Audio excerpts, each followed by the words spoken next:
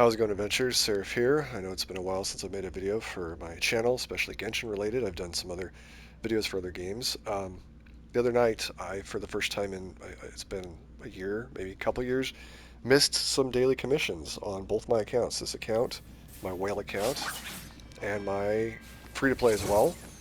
And I've been pretty religious about always doing those because, as you know, even if you have the Welkin Moon, that's 90 primogems. You got to log in daily to get, so I missed that as well because I just didn't even log in. I had a lot of stuff going on in the real world. I was too tired, I was exhausted, and I had to get rest. So I've been pretty religious about it because doing 4 commissions with Catherine and then going to her for the additional 20, that's 60 additional primogems a day. Every 10 days, that's 600 primogems, and you get where I'm going with it. It adds up. 100 days is what, 6,000 primogems? And she really is pretty awesome, isn't she? That's Clorind, which I am going to be passing on. That's part of the reason I'm making this video. I could probably get her on my free-to-play account. I could even probably get her on my whale account, which is this one. The reason why I'm going to be passing on her is after playing this game as long as I have, I've come to the realization that if you get every weapon and every character as they come about, whether it's saving up or paying for them or both, a combination of both, which I've done, mostly a combination of both. I have had several banners lately where the characters on them I've already gotten, and I didn't really want to obtain additional constellations for them, mostly because it's costly. And I've already put a lot of money in this game. If anybody's ever seen my videos and channel and stuff, they know. I'm not an Uber whale or any of that nonsense, but I'm approaching the 5-figure mark on what I've invested in this game over the course of, since it came about 4 years ago. It's been almost 4 years, right? I think it has. And it's absolutely ridiculous when you think about it. I am all for supporting a game, especially one as awesome as this is. And I think the Battle Pass and the Welcome Moon monthly I think that's reasonable. What I've put into it, though, to obtain characters that are limited time, they come around when they come around, that I regret in some instances, especially when it comes to weapon banner. That is definitely, in my opinion, the worst of the two things. Going for characters isn't so bad because after you miss one, you're guaranteed the next one to land on a C0, obtain at least one copy of the character. But weapons, man, they can be quite the problem. If anybody's seen my videos, they know what I'm talking about. She really is awesome. I wish I could get her, but the other thing is, too, I've just got too many characters. I've got a lot of characters that I've never even touched, even 5 stars that I hardly touch, because I land in the category of going with the ones that are the most powerful, the most useful to me at the time, just again, to log in and get those daily commissions done, do what I need to get done. I'm sure everybody has that happen. And I'm just starting to realize that when I've passed on so many banners lately that I've already had the characters on, I don't even play them that much, I'm just going to start saving. I'm going to start saving my primogems, and I'm going to do the Welcome Moon, the Battle Pass, and I'm going to do my, daily commissions. And maybe some days I won't actually do it like I have been religiously. Maybe I'll just take a break on it a bit. I know I've definitely fallen behind on the Hoyoverse web app and all that stuff, the app for iPhone or Android. I use Android, but I've fallen behind on it, and it's not because I want to. It's a lot to do between this game, between just things in the real world.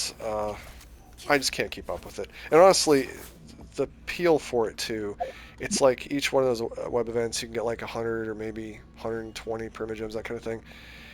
It just is a lot to keep up with, and they're pretty awesome. I love them. It's been really entertaining when I've done them in the past. They've got a lot of cool things about that, and if you're into it, I'm not knocking it by any means. I'm glad you're able to keep up with it. I'm not able to. It's too much for me.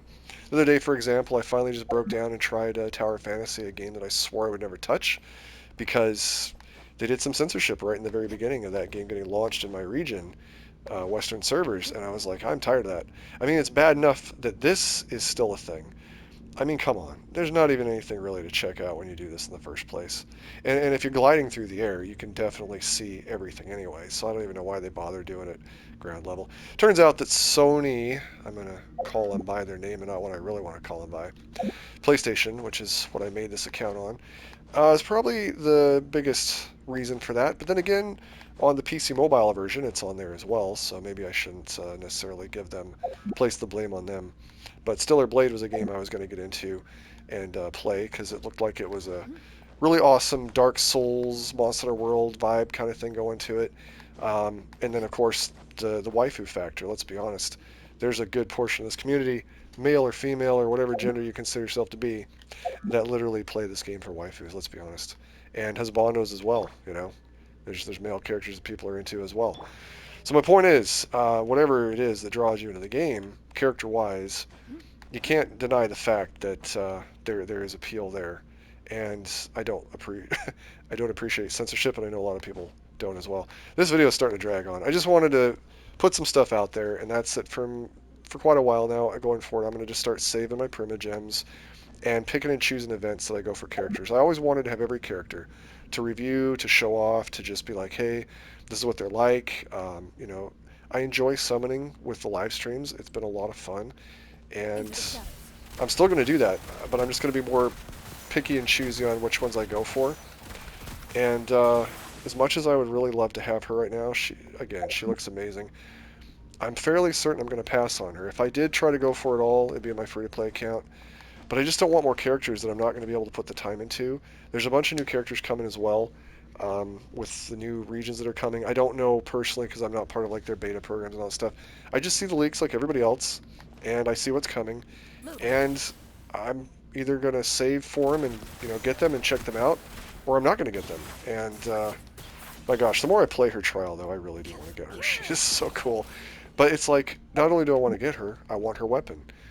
And so I might just wait later on down the road to... Hold on a second. Can I check from here her summons? I'm going to get out of here. I want to check some.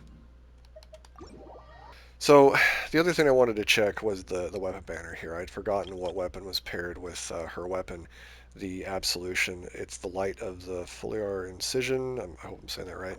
It's the one for... yeah, Alhaitham. I just had to make sure I was going to say his name right. There's so many characters. With my dyslexia, I'm amazed I can remember their names. That shows you...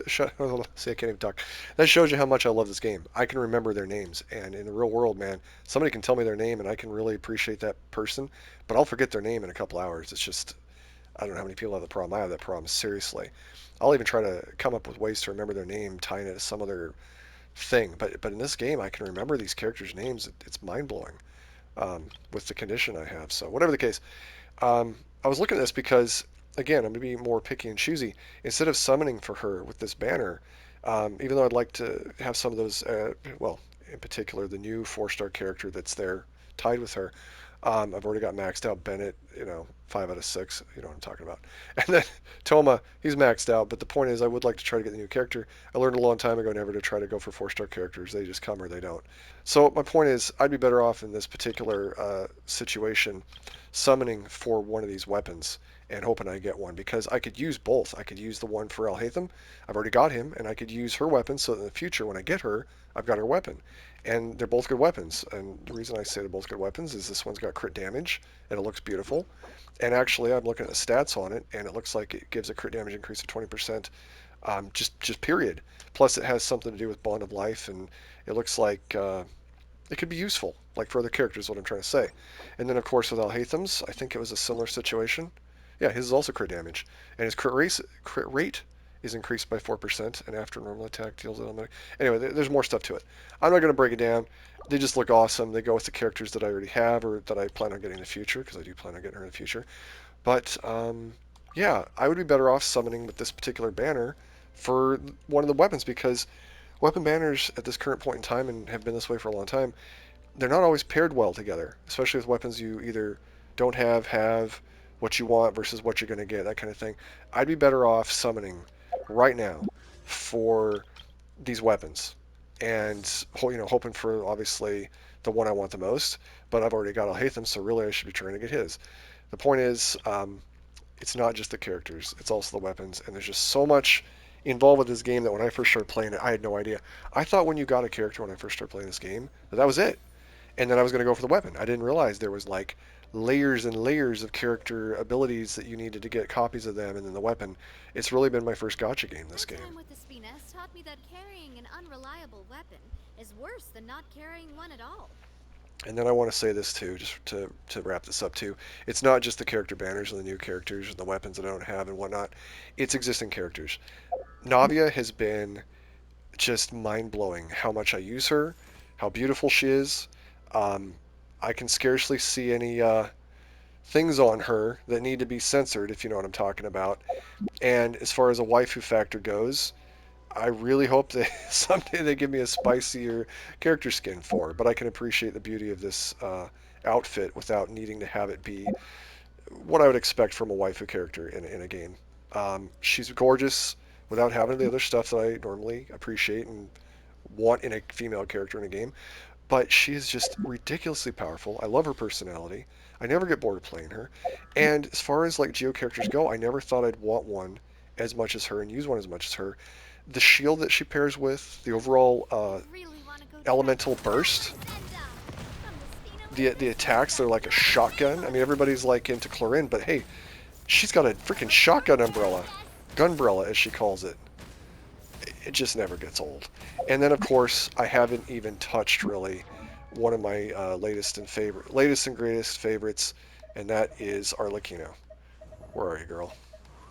I mean, on my free to play, I've definitely got her maxed out as much as possible, but on my whale one here, I've still got to work on her big time, and I've got her signature weapon on both accounts. I absolutely love her. She is by far the most fun I've had with Pyro in a long time. No offense to Hu Tao, I love Hu Tao as well, but getting her C1 is a must. Whereas Arlecchino, I mean, I can't even imagine what having more constellations of her is going to be like. It's going to be amazing. Oh, Just want to wrap this up by saying, don't let this game burn you out. It's an awesome game. As a matter of fact, it's going to be probably the best game I'll ever play in my entire life, and I've lived a long time already. And I'm telling you, I don't think anything is ever going to match it. The music, the beauty of it, the location, everything, and it doesn't even have the waifu factor. Like I said, I hopped on Tower Fantasy. I was able to make the bust size of my character whatever I wanted. I was able to color her hair.